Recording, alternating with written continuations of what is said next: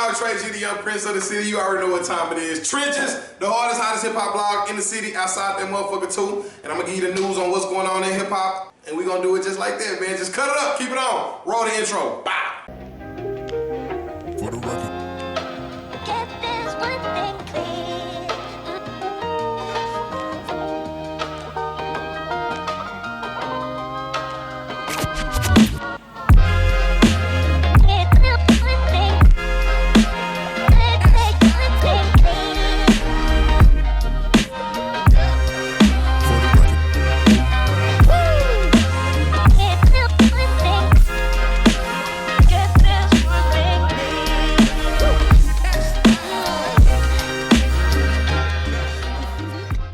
So look, jump into the first story, man.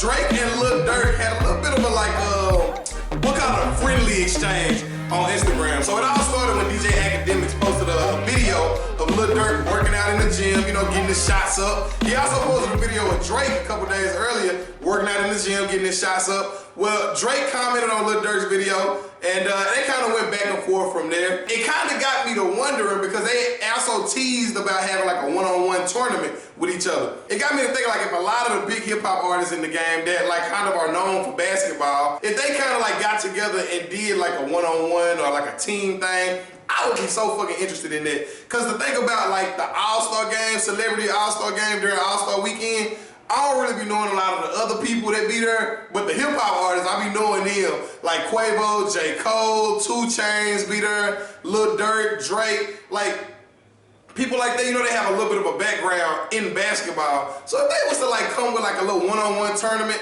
or like they had like their little squads and their little teams, I would be fucking with it. You know what I'm saying? I'd be fucking with it. I hope they really get this shit going and they really put it on social media or something like that so we can kind of chop it up and eat it up. Imagine your favorite hip-hop artist doing their little basketball thing. I can do that. I can see that, man. Now, Drake and Durk supposed to be having a little one-on-one game eventually, so when it go down, if it go down, because niggas just be talking that day, what it seemed like. If it go down, I'll let you know who won and how it turned out. Drake jumper look a little broke, so he gonna have to work on that because Durk shit a little wet, talking clear business. Moving on. So look, man, the next story, keeping it rolling, my boy 50 Cent done got into a little bit of an altercation, is what they say down there in Miami. They say that him and Fresh Montana, and I reported on this story a couple weeks back, that him and Fresh Montana had a little bit of friction. I didn't know if they was just playing or not. It seemed like they pretty fucking serious at this point.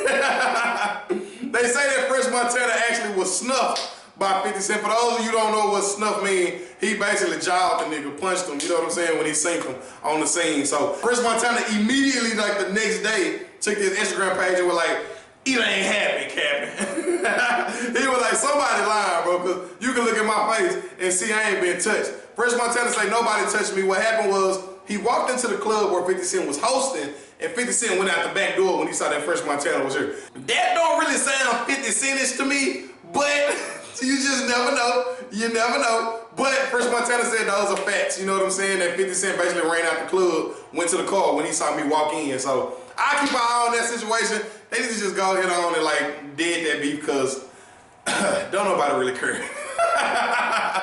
Moving the fuck on. Now, the final story for the day, man, Lil Wayne, the homie, finally dropped that Funeral album. And say, man, I'm kind of disappointed and I'm kind of not disappointed at the same time. I'm gonna explain why. So the Funeral album has about like 22, 25 songs on there, something like that. And I'm not gonna lie, the tracks where Wayne is really spitting, like that hip-hop shit, like he got that fire, he's spitting, he rhyming, he spit, he's spitting. Like some of my favorite tracks from the album, Mahogany, Mamma Mia, I like Harden, Stop Playing With Me is a good one.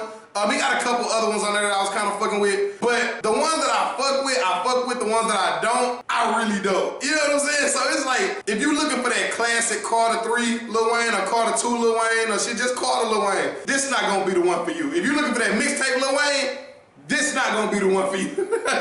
But if you a fan of like I Am Not a Human Being or Sorry for the Wait, this probably gonna be more so along them lines of Lil Wayne, which I'm just feeling like he's just like giving us like albums that he is having fun with. He not really into giving us classic albums no more, which it kind of break my heart because I really want a classic album again from Lil Wayne. I think maybe one day he might get back serious with the shit, but at this point I kind of feel like Wayne's just doing the shit for fun, to be honest with you. We'll see how it turn out. I think he's supposed to be projected expected to sell like 125,000 copies in the first week, which is really big, really good for artists nowadays, because niggas is moving like 25,000 copies, 10,000 copies, 15,000 in the first week, which is not very good still. But to see that Wayne is doing like, 125,000, I think when he dropped his album, his surprise album, he did like 275,000. So big up to Lil Wayne, man, for getting back into the lab, getting back into the studio, shaking that dust off. Yeah, goddamn it, shake it off, goddamn it, and come out with another Carter album and make sure it's a classic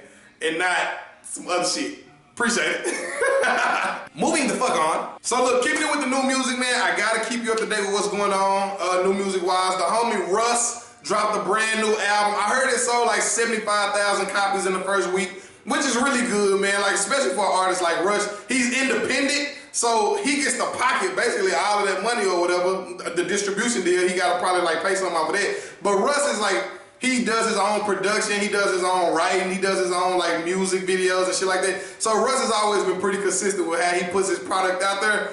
This is no different. Russ is always kind of like just that middle of the line. He get a bad rap for being cocky, but the nigga talented. You know what I'm saying? My nigga told me one time, if it's true, it ain't bragging, goddamn.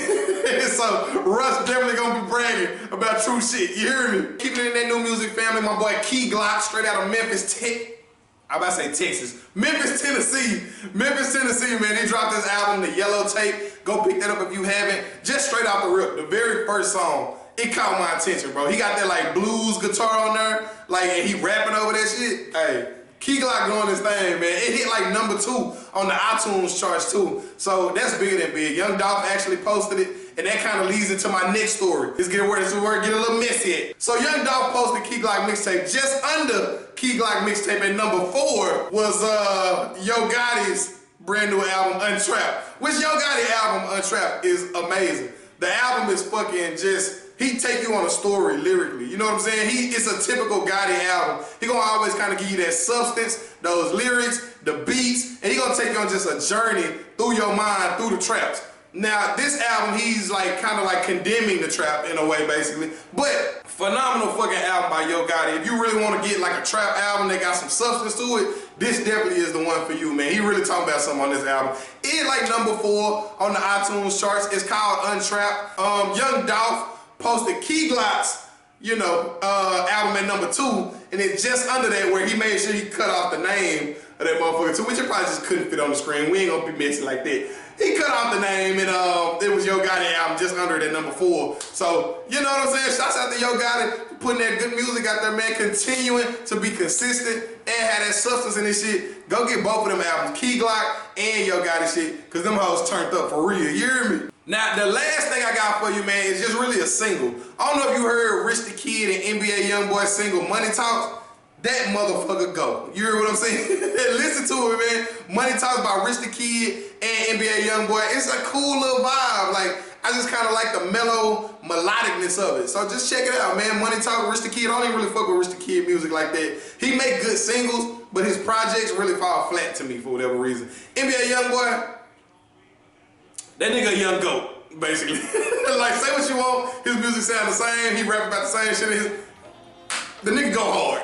NBA Youngboy go hard to the beach. That's just me keeping it 100 with you. Subscribe to the vlog, man. Go ahead, hit the subscribe button. Leave me a comment, a like, do whatever you got to, man. Let me know what you like about the show, and we're gonna talk about it, man, right here on the home of hip hop. It's Trenches, your dog, Trey G, in the building. Let's go. You know what it is. Ha!